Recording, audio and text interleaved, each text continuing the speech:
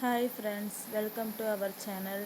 நம்ம உளுந்த வடை தான் போட போகிறோம். உளுந்த வடைக்கு தேவையான உளுந்து ஊற வச்சுருக்கோம். உளுந்து நல்லா ஊறி வந்துருச்சு. இப்போ ஐஸ் வாட்டர் கூட சேர்ந்து அரைக்க போகிறோம்.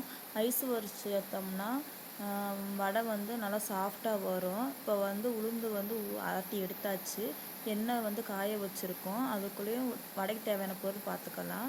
சீரகம், பச்சை மிளகாய், வெங்காயம், அப்புறம் கருவேப்பிலை, கொத்தமல்லி, அதுக்கப்புறம் மிளகு, இதெல்லாம் போட்டு நல்லா பிசைஞ்சிக்கரலாம். கூட உப்பு சேர்த்துக்கோங்க.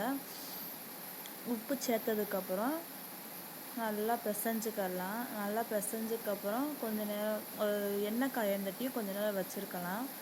எண்ணெய் காஞ்சதுக்கப்புறம் நல்லாவே இது பிசைஞ்சாச்சு. எண்ணெய் காஞ்சதுக்கப்புறம் வடைக்கு தட்டிக்கரலாம். பாருங்கள், எண்ணெய் நல்லாவே காஞ்சிருச்சு. வடை போட்டதுக்கப்புறம் சிம்மில் வச்சுக்கோங்க.